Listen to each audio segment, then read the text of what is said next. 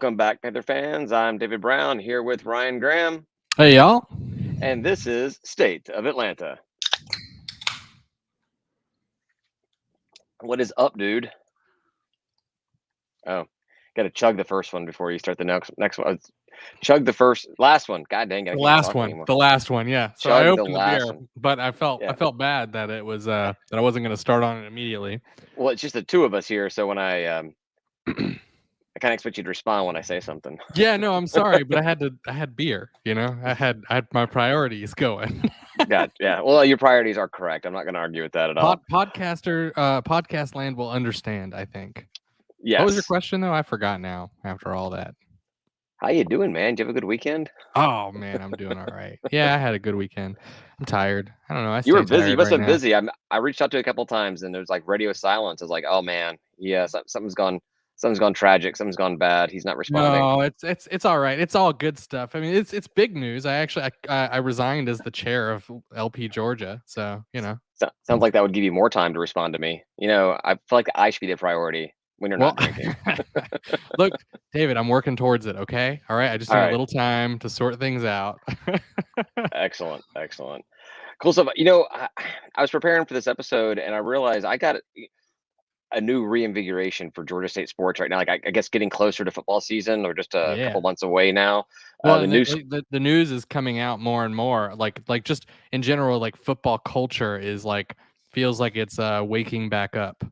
Yeah, the silly off-season crap is actually turning into legit conversation. Right. Yeah. Yeah, Exactly.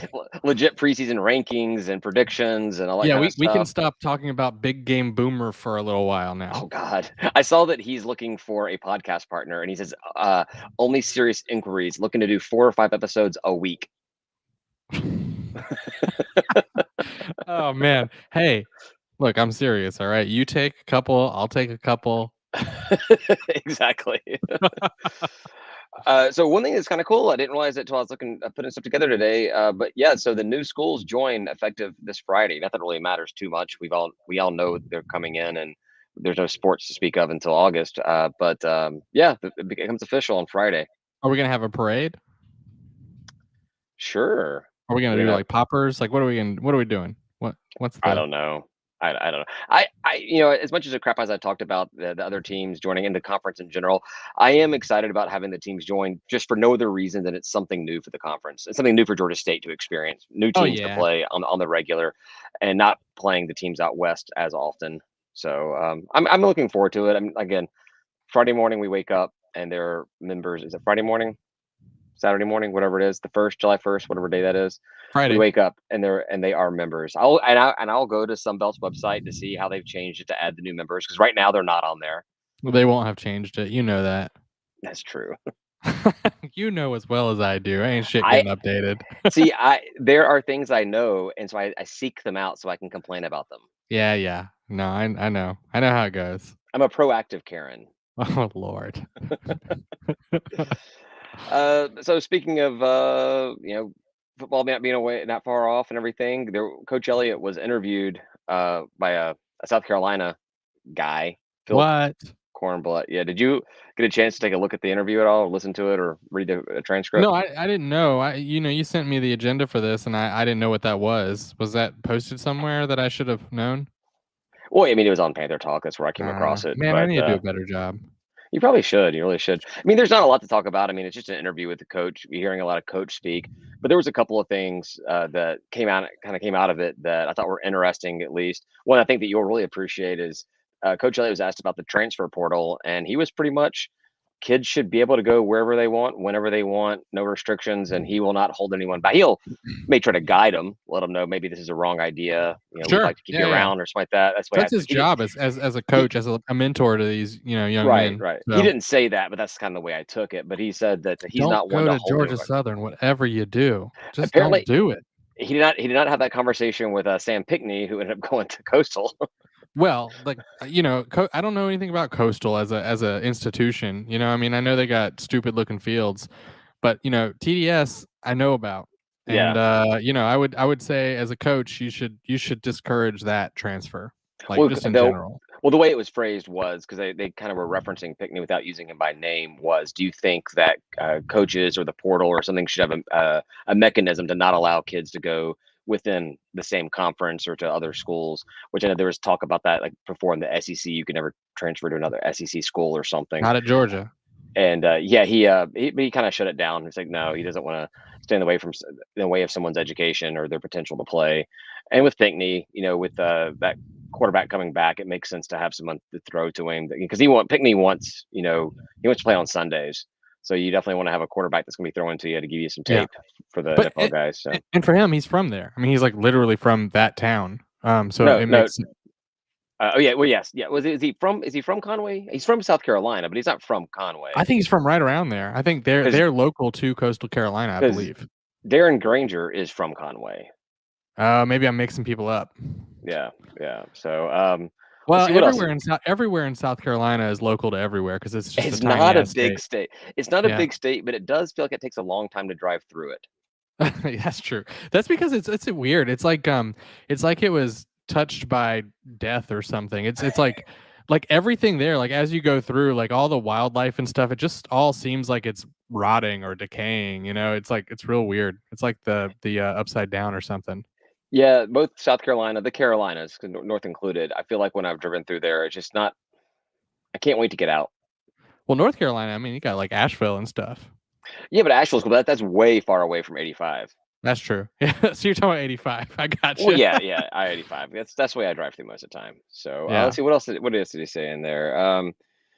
The question was about the tough non-conference schedule. Talk about us playing and two SEC teams to start the season off, and he kind of went back to last year and was talking about how he really feels like having that tough start is what gave them the ability to finish so strongly at the end of the season. It prepared them, let them show, face adversity and all that kind of stuff. And again, a lot of coach speak. But he said he felt like they were positioned to win the conference, and just came up a couple of games short. Yeah, you lost to the two teams that played in the conference championship. You're not going to make it that way. Yeah. So, so we got some comments. Back to Pickney a little bit here. I can't find my cursor. I totally understand. This is from Cynical Peach. Totally understand Pickney leaving. Bummed about him going to Coastal, but we need better quarterback play for quality receivers to come to GSU. Yeah, for sure. Ain't I think that wrong. you're not wrong at all. That Granger, while he got better as the season progressed and looked great in the bowl game, again, Pickney's looking for someone that can make him look good for the NFL guys. So, you have a potentially NFL caliber quarterback at Coastal. That's where you want to go have the guy throw it. And like you said, Ron, it's from home. Coach Elliott was asked about the new schools joining, and he said he's not looked at them. Like he knows of them. He knows the history of Marshall, Southern Miss, and everything, but he's not looked at them. He won't look at those schools at all until it gets closer to game time for him. And we do face all four of them. I thought it was kind of interesting that he would be like, no, I don't know what they look like on paper. I haven't looked at them at all. Well, I mean, you have to figure in that like coaches aren't necessarily fans, and so we're like into the nitty gritty and like some of the not nitty gritty, some of the drama around it, right? And so like it's interesting to us, but like he's more invested in like what's game one look like. Well, I feel like coaches are, they're like the ultimate fan of the sport. And what do you do when you go home after your game? I don't know, do you not watch other games? Maybe, I guess maybe not. All games Yeah, I on at the think he's same probably got time. enough football in his life. He doesn't need it. He didn't even need even more. Right, right, right. He Yeah, did give credit to the Sun Belt, saying it is one of, if not the Premier League in the G5, with the new guys coming in. that's solid. Yeah, yeah. I guess how would he Oh, know that if he didn't he know shit about the That's actually what my teams? notes is like. What I say, can't tell you what they bring right now because he's not looked at the team, but looked at the teams. But yeah, he still says that. He gave a lot of praise to KZ Adams coming in. He enrolled early, and he said rushed 300 yards against their defense in the spring practices. So he said that he was on pins and needles waiting to find out if someone else was going to steal KZ away from us, but he was very excited to get him in. So I don't know if that means we'll see KZ playing this season or not, but just keeps me excited to see him on the field when he Yeah, I does like him come. mentioning in interviews and stuff. I mean, that's a good sign. That's positive. Yeah, So yeah. we'll see though, man. I mean, I've been burnt. We've all been burned by this off-season optimism, whatever, like so many times that it's just like, man, I'm just gonna wait. I'm Yeah, just gonna wait and he see. he had a lot of positive things to say about Granger as well, and I'm like, I remember him saying pretty much the exact same stuff about Quad last year, and us buying into the whole thing. And so I'm Yep. like, all right, we'll have to wait and see. One interesting thing you said, which is actually kind of interesting because I just saw before we came on here that Coastal has approved phase one of their indoor practice facility. They're going into the design phase now, Nice. and so they've been doing that. And I say that because he was questioned about facilities, and his response was, "We have everything we need," which is great for a coach to think that. But so many. I remember like the Mark Richt era. He complained. He was very vocal about Georgia not having an indoor practice facility and why they could not take that next level, or how the other teams had a competitive edge because they could practice indoors. It was just kind of, yeah, not that I expect Coach Elliott to throw us under the bus or anything, or throw the administration under the bus, but are our facilities like are we showing that do we have everything we need? I think we've so in the past what like 5 years even we have upgraded our facilities quite a bit with like relocating athletics down at the stadium and all the work that went into that. I mean, you've been to those meeting rooms, right? I mean, you've been Hmm. through all those offices and the weight room and all that stuff, and it is really sweet. I mean, they've put a lot of work into the stadium to make it a better facility in the league. So I don't think we've like stopped, and I don't necessarily think we need an indoor practice facility either. It's just not that big a deal in the South. I mean, it gets hot, but so it gets hot on game day too. So Yeah. Yeah, that's true. You got to be able to practice through the elements. I guess raining really is the bigger issue about being able to actually conduct a practice when it's super raining, but that doesn't happen. I I mean, mean, I don't. do you think TDS with their indoor facility? Do you think that they can play in the rain? It just depends on whether or not they've parked their RV under it or not. Yeah, that's So true. I mean, if there's a lightning storm, I mean, they're probably not considered outdoors. So, I mean, most likely not. indoors. Well, that and their little metal factory, their little metal building construction they have there. I don't know if you want to It's be probably under more that thing. dangerous. Exactly. I think So, that but I think if lightning struck it, it would catch on fire. It's that flimsy. Like, we just go straight through it. Like yeah, there was some news came out after we recorded last week that Auburn, we scheduled a 2-for-1 nice. with Auburn. So we're gonna play there this year, and then here next year, and then back there in 2024. So I think it's great. I mean, getting Auburn to come to, I'm totally fine with a 2-for-1. That's especially with a team like Auburn. They're so close. That's an No, easy road trip. I like 2-for-1s for football too. I think we should do that more often. I know you can't balance your schedule very well with things like that, but like to take in all the receipts for a big name coming to town. I mean, that's awesome. So good kudos to who. I mean, Lanier does that, right? Or Jonas.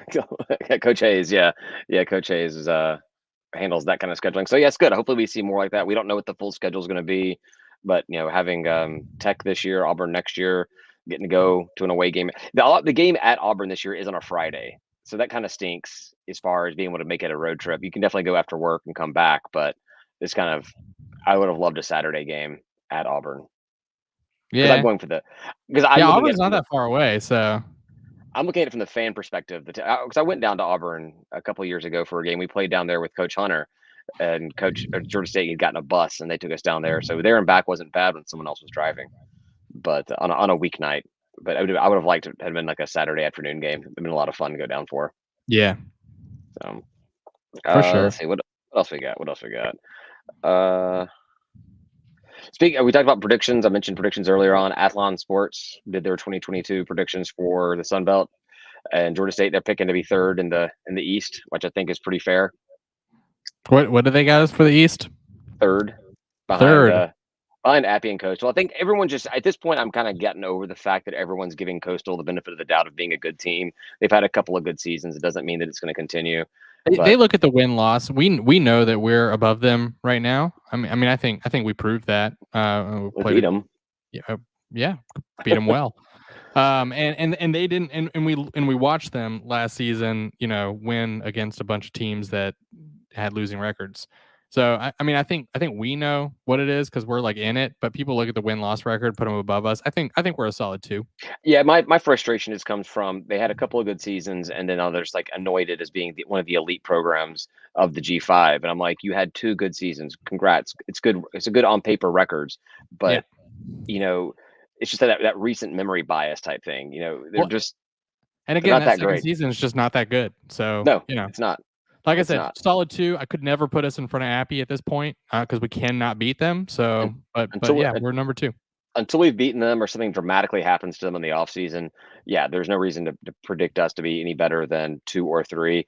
Yep. I did like it though because Marshall's coming in and they're beating their chest, and a lot of people think that Marshall's going to come in and have a chance to win the conference, and they're fourth. So the 4 teams: Appy, Coastal, Georgia State, Marshall. That's Athlon even said on our podcast later on that those are the 4 teams they could see any one of the 4 winning the East. So, Nice. but That's that, man. You know what? We're in pretty decent company. So I like it. I I am like not it. mad at that. I did like that they put JMU, the FCS call up, ahead of the Trash Down South. TDS coming in dead last in the East. Are they dead last though in the East and West or No, they ranked it just by East and West, it so I was don't all know. split up? Okay, well we can I mean, pretend. as much as I don't like, I think is Monroe is horrible. Monroe is probably rightfully last place in all of Yeah, Sunbelt. let's just go ahead and give it to TDS for fun. You've convinced me. TDS worst team in all of Sunbelt. I've been all of football, actually. All of football. Let's see what else we got here. Yeah, like I said, there was an Athlon podcast talking about it. They are predicting Appy and Lafayette again in the championship. They're going to pick Appy to win it all this year. So Appy sold 10,000 season tickets. They've already sold 10,000 season tickets, the most they've ever sold in school history. I mean that's got to be. I mean, what do other teams in the Sun Belt get? Because I know we don't touch that, right? I mean, Oh no, I know some discussion had us at like a tenth of that. I mean, right? at best. And so, like, what other programs are selling 10,000 season tickets? I don't know. You I know? heard that I don't know what the number was, but some Marshall fans were saying that their ticket sales have been the highest they've had, or they're going faster than they have in the past, just because of joining the new conference. And they've got some good home games, a good home schedule. I think they're looking forward to this year. But Right. yeah, 10,000. I think probably leading all of the Sun Belt. I have no idea, but Maybe all I of would. G5. I mean, that's Man, a I would. big number. Yeah, well, no, probably not all G5. I'm sure UCF is probably. I don't know, because it's so weird with college football, because so many of it is just your students that come to games. And if you actually have student turnout to a game, then it doesn't I matter how would many seasons. I wouldn't know about that. Yeah. Our student section is anemic. I don't know what we can do other than winning, but even then, got to figure out. Man, there's got to be something to do. I think I've told you, like my little brother in class, like teachers will even like crack jokes on Georgia State, and like nobody wants to go because it's like the students just like have this culture of that. The culture isn't to go to the game; it's to like make fun of the team, even though we're 8-5 last season. That's the problem, is there's this disconnect for whatever reason. Athletics and academics just don't see eye to eye. And I mean, I blame that squarely on athletics, because athletics needs academics more than academics needs athletics. Oh So yeah, for sure. there should definitely be a reach out. And I do know they have, like, the college, Robinson College of Business will have a suite. They have different colleges that get different suites for different games to bring people out for their alumni and everything. But I really feel like there should be some kind of outreach program to kind of get these teachers, these professors on board and be like, hey, I get it. You guys went to UGA, or you went to some school that had a huge turnout of fans, and you don't see that at Georgia State. But come on, don't have to make fun of the guy. I think the school is paying your paycheck right now. Yeah, no, that's what doesn't make sense to me. Is like I don't know. It's just such a bad attitude, and I don't know how to fix it. And I do know that like it's on athletics to fix it, but I don't know what they should do. There should be a focused effort on making Georgia State sports cool on campus. I don't know what that is. That's not what we're paid to do, but somebody is. Someone's paid Maybe to just figure out send how to do Pounce this. out. Just high five some kids. That's all it takes. Just put Pounce out there. That's it. Come on, man. Kids like animals. We're not running a petting zoo here. What am I even talking about? I'm I drunk. have I no don't know what idea. I'm saying. Let's see. The ACC announced today that they're doing a new scheduling format starting in 2023. So not this season, but following season, and it's going to go for 4 years. And that's going to be because they have 14 teams, just like Sun Belt will have What's it 14 called? teams. What is this format called? And tell Give me me why it's called that. they're calling it a 3-5-5 or Can you scheduling. explain that to me? Okay, so you have three teams. Every school has three teams they play every single year. Yeah, got that. I got the 3. Okay, and so then that leaves 10 teams left in the conference. So you play 5 of them one year, and then you play another 5 of them the following year. Ah, okay. I was thinking of it in terms of a single year, and so you have, like, your 3 and then the number that you're playing of out of conference, and then the number that you're playing outside your 3 in conference. No, you play I was 8 thinking a single year when I was making my comments on Twitter.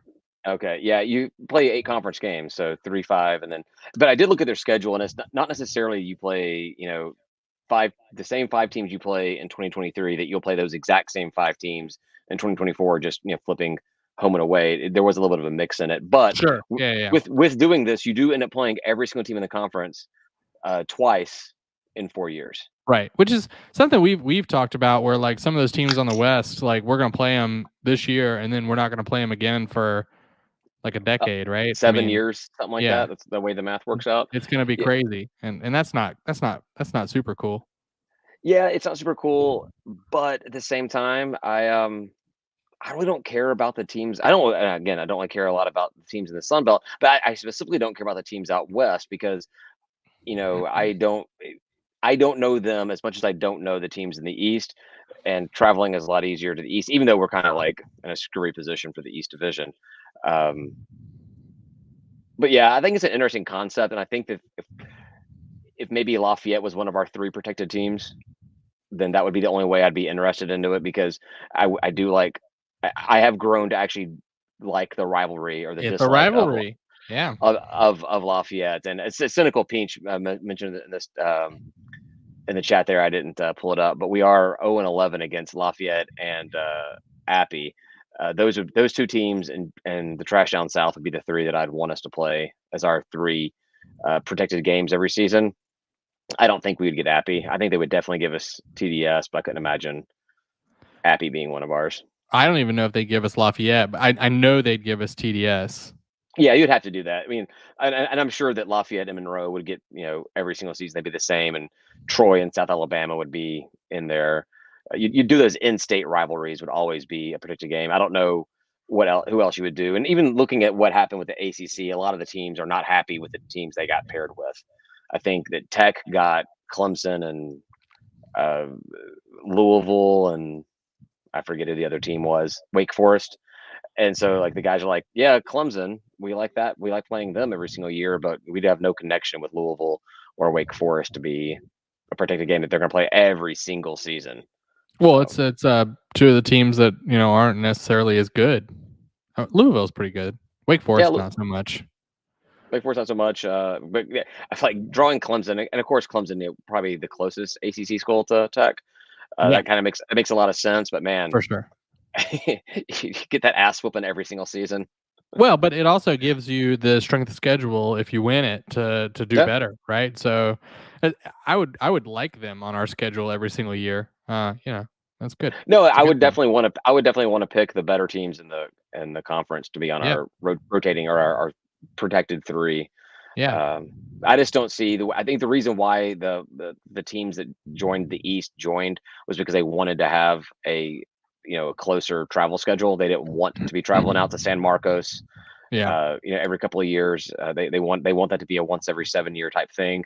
So I don't see it being something that Sun Belt would adopt at all. But it's a cool way of handling the schedule because there's no divisions. There's no divisions at all. Well, because It's just the NCAA top. got rid of the requirement, right, for Right, conference champions. right. So it's just the top 2 teams by conference win percentage that Right, they go. which So is cool. That's good. yep, I think that's a yep. good way to do it. I think it'll be interesting to see what happens. So they're going to do it for 4 years. I guess it's a little experiment to see how it works, and Be interesting to see if the Sun Belt fans like it or wanted to do something with it. But I can't imagine it being something that we would explore at this I point. guess if we grew even more, how many teams are we gonna have? Do you know? 14. Oh, we're 14. gonna have 14. We're gonna be right there. So Yeah. I guess that makes sense. Yeah, and people have talked about whether or not they should go to 16, and I feel like that before Sunbelt ever goes to 16 teams, the East will break away and to make its own conference. Maybe. Yeah. I mean, I can see that happening, but I don't think it's as probable as just sticking to 16 if you had 16. Well, no, people talk about I guess pie in the sky is getting like UCF and USF to join the Sure. Sun Belt. I'm like, all right, well, if those two teams are willing to leave the American, then why would they want to go to the backwoods of Louisiana or Arkansas or San Marcos every year when you have an option where we can have an entire East Coast conference Right. with the East Division of the Sun Belt. So I feel like if those are the two teams that are being targeted, and they're not being, I'm just saying with the hypothetical that's being talked about on the message boards and Twitter and all that kind of stuff, social media. If those are the two teams you're targeting, then I would have to imagine the East Division would just target them to become their own 10-team conference. What are the qualifications to become a conference? Do you know? I don't know all the specifics, but I do know that I do believe that if FBS programs start a conference, then it's an FBS conference. Oh, so I like don't. you could just like as a group, you could always just break off and I be like, think the we're thing a you have to. conference now. I think you have to worry about it. I don't know how much it matters for football because kind of football is kind of run by its own thing. It's kind of outside the NCAA. Would be your other Olympic sports and any kind of auto bids. Like if they try to start their own conference, would the basketball champion lose an auto bid to the NCAA tournament?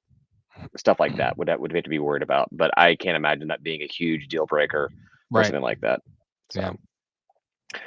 Speaking of weird random message board stuff, this was an article that someone posted, and it's obviously never going to happen, but it's one of those kind of fun things to talk about. I love it. You commented on it. I posted on Twitter. Somebody came out with their own version of, oh, look, here we go. Tim can join the conversation as well. Oh, Welcome, Tim. hooray! What are you talking about? Georgia State? Perfect timing. So, Hey, Tim, you sound great. Do you have your mic, or is this your Matt? Man, they sound great. Really? Yeah. All right. Half broken headphones. Only one of them works, so maybe that's the key. Maybe. So can you only hear one of us speaking at a time then? Wait, why do you have it in? Just because it doesn't even have the mic on it. That'd be weird. I don't know. All right, I'm just messing with you. Calm down. I gotta do this. I gotta go back. But I do have this. What's that? Is that hotel shampoo? Malco Pinot Noir. Ooh. Oh, there you go. Slim pickings downstairs in the hotel mini fridge thing.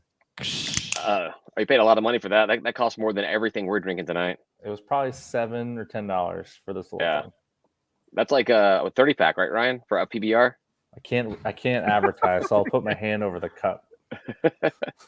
Anyhow, so what we're going to talk about was there was an article came out today, Chad Winthrow from Outkick, and his basically position was, the whole college football playoff is all a scam because we know which teams are going to be in there every single year. It's going to be, any one of 6 teams, including Alabama, Georgia, Ohio State. Right. And so his idea was to partner every P5 program with a G5 program, conference, P5 conference with the G5 conference, and then do that whole promotion relegation concept of the European League. So in the Sun Belt, he wanted to pair the SEC and the Sun Belt together. Ooh. And so his idea would be that the last 2 place teams in the SEC or the P5 conference would drop down to the G5, in this case, the Sun Belt. And then it would not be as simple as like taking the top 2 teams from the G5 and promoting them. The conference champion, so in this case would have been Lafayette, would have made it into the SEC this year on promotion. But then number 2 and number 3 teams, Appy State and Georgia State, would have played a play-in game to make it into the SEC. Awesome. So we could have had a game. Awesome. Oh man, that's cool. All over it. Man, I've been a public advocate for relegation for a long time now. I think that it like basically right now, the way that it's set up, the G5 programs just have absolutely no way. I mean, they could play all 12 of their games, win every single one of them, and there's no way they're going to the championship. It doesn't matter. Like, you cannot have a strength of schedule that's good enough. Well, ever. Cincinnati would like to have a conversation with you, because I mean, it's going to be rare, though. You're going to have to have the perfect year, the perfect screw-ups of the P5. Right. To even there were a lot of losses that led to Cincinnati getting in there. Right. And so to have God like had a hand in it, by the way. What? God had a hand in it. God had a hand. I guess. Yeah. Notre Dame lost, so God had some kind of. He was busy that day. I think to have a clear path for any program in FBS to like go to the championship, which would be like, win in your lower tier FBS conference and then get promoted into your upper tier or whatever, however we want to call it. And then you can still win there and grow your program. I just think that it'd be good for the sport all around. I don't know why we don't do it. I don't know why people don't think it's a good idea. Let's do it. Well, it's because the people that make the decisions don't like it, because it costs them. They're the ones that have the most to risk. Like, they don't want more people being good at the sport, right? They want it to be like a small club. Exactly. The fewer teams to spread the money around. He makes a good point, though. So he talks about, Lafayette, and we're just going to assume that Georgia State would have won that play-in game, right? Oh, absolutely. To go play in the SEC. We would bring it. Yeah, exactly. So that'd be our first win against Appy State ever. Would be to make it into the SEC. Appy before, but we'd win that one for sure. When it matters, we win. So Lafayette and Georgia State are playing in the SEC for one season, at least one season. That would have had Vanderbilt and Florida dropping down into the Sun Belt for a season. So he made a good point. Like, most likely, if this were to happen, and it will never happen, but most likely if it were to happen, then your Sun Belt teams that get promoted most likely are still going to be the last place teams in the P5, the Sun Belt, the SEC. Maybe. Most likely, you're probably going to have a one and done year. You'll be the ones that get relegated back down to your previous conference. That being said, Vanderbilt does not automatically get back in. Yeah. They're not automatically winning the Sun Belt. They would be like third, fourth, or fifth in the Sun Belt. Right. So this, or worse. I've thought about all these different things, about all these different possibilities, how to handle conference stuff, and it's always come down to, man, teams like Vanderbilt really get the big win in this. That's like hitting the lottery, because all these deals that Georgia and Alabama and Auburn are making that are bringing in Texas and Oklahoma and this kind of stuff, Vanderbilt's just sitting back collecting a paycheck. So, you don't really kick teams out of a conference, but if you found a way that you could get rid of your dead weight, then this would be a format that would actually handle it. So it'd be kind of funny if all of a sudden Vanderbilt ends up being a 6-year member of the Sun Belt. Well, they couldn't win it. They can't get out. So I don't like the assumption that your Sun Belt promotion would automatically, or not automatically, would most likely be the person who would be a one and done, because recruiting changes completely, right? Appy now is out there, in Georgia State is out there recruiting and saying, look, we want to beat the SEC. That's what we want to do. That's the goal. Of course. I think it's just the assumption would be that it'd be just like an FCS move up. It's highly unlikely that you do very, very well your very first season. Right. Now, if this were to be implemented after 10, 15, 20 years, yeah, maybe you find a team that from the Sun Belt starts making it up and kind of gets their foothold, and maybe they're only winning 3 SEC games a year, but that's more than the 1 or 2 that somebody else is. Mm-hmm. So yeah, and then he had his all matchup. So we're talking about Sun Belt because that's the conference we're in with the SEC, but the ACC and the American were the pairings. Big 10 and MAC, Big 12 Conference USA, Pac-12 Mountain West. It'd be kind of interesting to kind of follow all along with these different conferences and seeing how teams are moving up and moving down and everything. I mean, ACC and American, the ACC might have a bunch of ACC teams that get relegated and don't get back in. You have the American teams just constantly moving up. This is Memphis's way to say screw you to the other teams that left to go to the Big 12. Like, nope, we're ACC now, because Memphis would probably be one of the teams that would, after the departures, would definitely be the biggest contender to win that conference. Would you be open to like a 2-week or two-year stint? So like they do it every 2 years, you get relegated or move up. not every year. So there's not so much movement every. I think if this was 7. realistically happening, that's not a bad argument, simply because conferences schedules for football are made so far in advance that you wouldn't have to mess with that kind of stuff. But I like the 1 year, I mean, because a lot of times with college football, sometimes you have one good year. You have one, like we've claimed with Coastal, they've had a couple of good years. Sometimes it's just good. Sometimes you have a one good year. Mm-hmm. That's good enough for you. Like look at Georgia State. So we had an 8-5 season. Throw in that one extra game against Appy. It's our first 9-win season, and it put us in the SEC. Now, if that would have happened in a different year, then we wouldn't have that opportunity. Right. I still also like relegation in general would help. So the upper tier conference there would be able to trim the fat and increase their strength of schedule every single year and have like really strong schedules and really strong, like the games would be better. And then the lower tier would always be looking for those competitive advantages to make themselves better. And I know we are now, but like you'd have so much more to play for.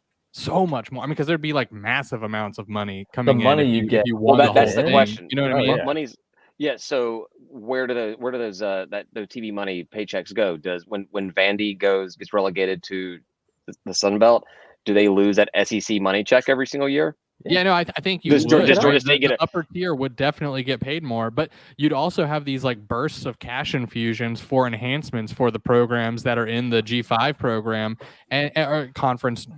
Like almost always, like even if they were falling back down, they'd like get this fat paycheck and be able to like improve all their facilities and do all kinds of cool work. Yeah, we'd build our baseball stadium, right? We'd build our baseball stadium or softball stadium. We'd finish the football stadium. We'd pressure wash it, maybe. I don't know, but maybe not. We'd raise the roof of the convocation center. Again, you're looking at this from the perspective of the G5 program. What about the P5 program that gets relegated? So now Florida and Vanderbilt, whose entire budget is based off of getting that $40 million a year TV money check, now they're getting a Sunbelt $600,000, $500,000 check. Yeah, well, they should have done better. They should whatever have done it a better is. job. David. So you're going to start bankrupting athletic programs. They're still going to have all their donors. You're talking about though. University of Florida. Don't threaten me with a good time. All right, Mac. They're still going to have their donors that are going to fund the programs. I mean, they're not going to have all that fat TV revenue, but we'll still. Yeah, we'll be okay. I like the idea of having like little big brother, little brother conferences. I have no problem being the little brother to the Sun Belt or to the SEC, to the best conference in college football. Exactly. I've got no problem with that at all. Now, if you said Pac-12, but and then there could be some kind of profit sharing in there. Yes, it's never going to happen. Georgia, Bama are never going to agree to something like this. It doesn't help them at all, but it'd be good. They don't have to play Vandy. They don't have to take that dive on their strength of schedule playing Vandy or I don't know who else they play, but Auburn. All the other SEC schools. Right. You grew up being a Georgia fan. I think you know who's in the SEC. I said Auburn, I was looking for Alabama's. Tennessee. There's another Tennessee team there too. It'd be exciting. I don't know. It would like re-energize the blandness of the CFP. That's true. There's so much excitement that goes around relegation and promotion overseas. I think that would really be another whole thing. I mean, ESPN could cash in on that big. They'd have entire shows about relegation, the entire 30 for 30s about teams that went down or how teams got promoted up. Yeah. Yep. Who's on the cusp of relegation? Who's on the cusp of moving up? Like, right. That'd be amazing to watch. And it's something else to play for, like late in the season. If you're like, because the bowl games to me are like, like more teams go to bowl games than don't at this point. So what if your bowl game? What if we get rid of our bowl games and that becomes those relegation games? The relegation, like buy-in or that'd be good. So conference champion. Go ahead. Sorry, the SEC would have like a, who's gonna fall game, right? Because like they're tied for last or something, and they're like, well, we got to play another game to see who loses, and whoever loses goes down the Sun Belt. Well, they have their tiebreakers for who's last. No. Let's play for it. Let's play for it. Let's play more football. That would actually be kind of funny. The two worst teams in a conference, like they put them together. Like, all right, this is the pillow fight. one of you will survive. That's right. It'd be like a bloodbath. SEC teams play, and the two the second and third as Sun Belt teams play. Yeah. To see who goes. That SEC game though would be a bloodbath. I mean, both teams would be throwing everything they could at. You would get coaches fired. That game alone would get coaches fired. Yeah, exactly. Oh yeah, that's an exciting topic. Thanks, David. I'm glad it came in right at that point. You literally came in right as we started. One more idea for a game that could happen in relegation, though, was your best Sun Belt team plays your worst SEC team, and that's how you decide whether or not the relegation even happens. Ooh, right? It might not happen, like but you got a game. Oh, so now you're forcing the Sun Belt teams to all cheer for the Sun Belt team to make it in. Like what? Why would I cheer for that? I don't give a shit. Well, if you're on the cusp, I guess I see what you're saying. Yeah. I'm not cheering for it. I don't want to. I kind of like that. Yeah, it'd be cool because maybe it doesn't shift one year, but like Vandy has to play Appy, and like if Appy wins, they take Vandy's place. That'd be cool. But if they don't, then nothing changes. How do we propose this to college football gods? That write a letter, man. Write a letter. Well, first of all, go find Chad Winthrow from Outkick and like his post. Okay. It was his idea. All right. You guys got anything else? Relegation was great, man. It was a good topic. For someone who hates realignment, you sure do like talking about something that will never happen. It's different. This is like moving down, up. That's all. Ryan loves this. He doesn't like realignment. No, let's move. You go there, you go there, you go here, you go here, you go there. Ryan doesn't care about that. I like realignment though. I don't like scheduling.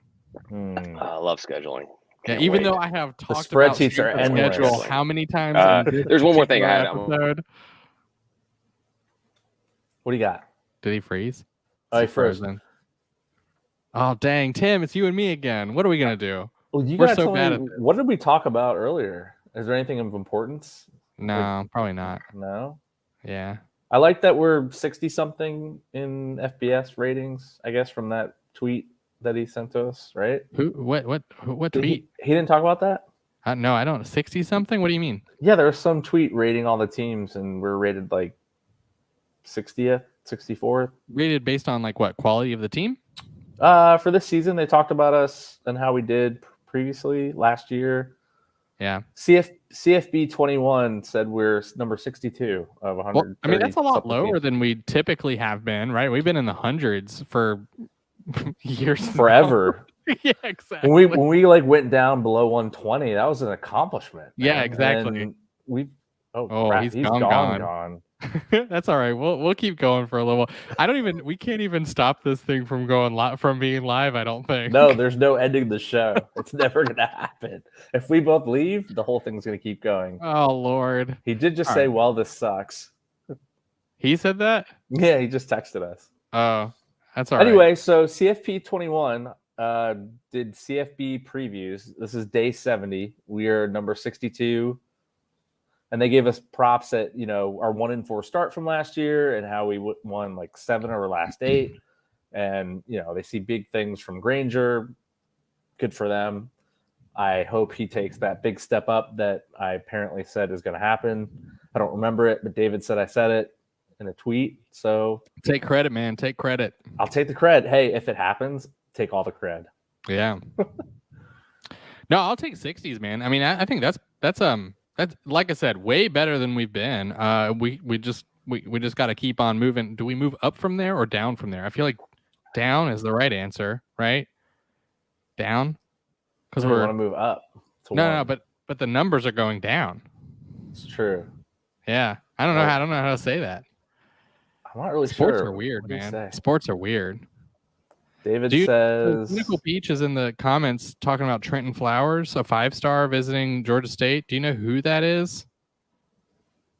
Is that basketball or football? I do not.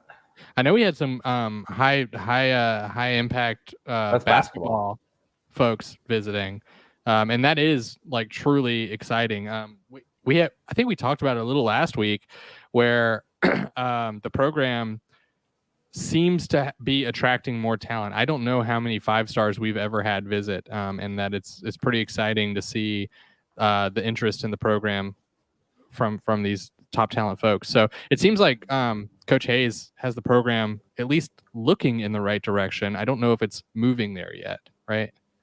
Yeah. I mean, he's definitely got a lot of groundswell, a lot of good recruits, obviously the transfer rule being changed and different is awesome for him, recruiting people, pulling people from Xavier. Yep, it's not Xavier, it's Xavier. Yeah. I mean, now that David's not here, now, so we can get it right. So I mean, I'm all about what he's been able to do so far. I think this year's going to be difficult for Coach Hayes. I think it's not going to be an easy reload repeat. I think this year could be, we could be the surprise of the conference if we make it to the championship and win. I think next year, though, we should be in a good spot. So I don't know, man. I think the expectation is win it all. Even for him right now. I know I would not be the surprise. The surprise would be not making it. I don't know. I want to give him a year, right? I don't.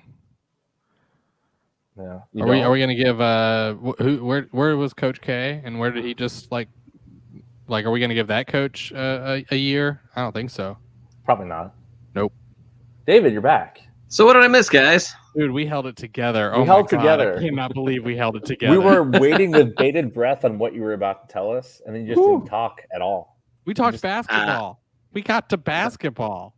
Oh, and you actually held a conversation on with that? I did. I kept it going while he was texting you on another screen. Now I've got to go back and listen to this. David.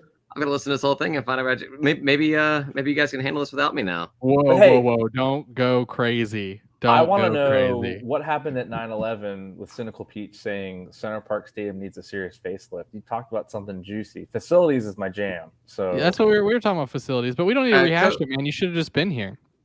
Yeah, we'll talk about last call. Last call. All right. Yeah, no. So the one thing I wanted to talk about was this is again another little internet silly thing, but there is a Twitter account. Kelly Ford Rankings is doing a simulation of the season, and they've gone through the Sun Belt for the first 3 weeks.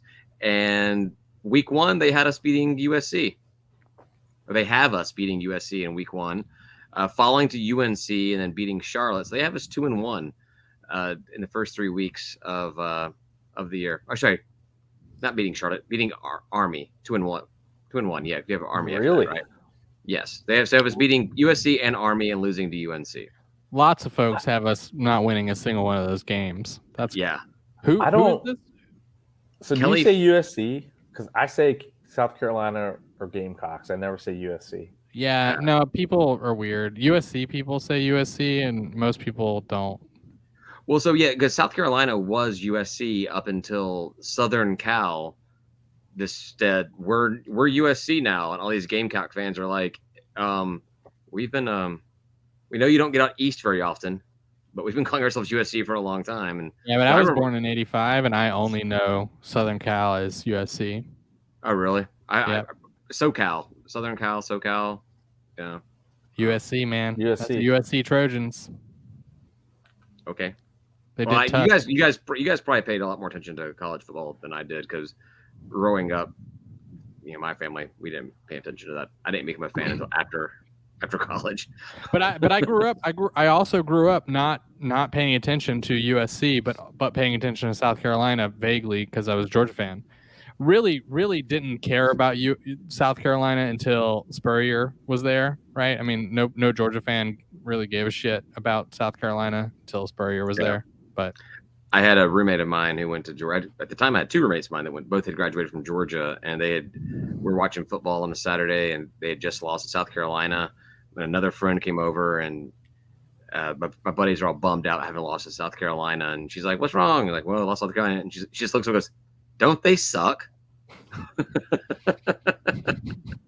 It did not make my Georgia friends feel any better about themselves. So, all right, cool. We can head over to last call now. We can get Tim up to date. So for anybody that was listening and who zoned out during the episode and you want to have a rehash, just listen to the last call and we'll go back over everything else again. Awesome. I can't wait. I'll listen. Yeah, you're going to listen. There you go. So nothing else, guys? You got nothing else? No, I'm good. Sounds good. All right. We're going to do the last call, talk a little more, drink a little bit more. I got rum going instead of vodka this week. So weird. That sounds like a headache. I might go get another overexpensive wine. We'll see. Get some more beers. I finished the vodka, so I had to move on to the rum. But we're going to go to last call. You can find it on our Patreon page, free of charge, patreon.com/stateofatlanta. If you do decide to become a Patreon member for $3 a month, you get early access at last call, plus access to our private group chat, discounts on our merchandise, and all kinds of other cool stuff that we come up with. So please consider subscribing. Well worth the $3, I'll say that much. There you go. With that, I will say goodbye, guys. Goodbye, guys. Peace.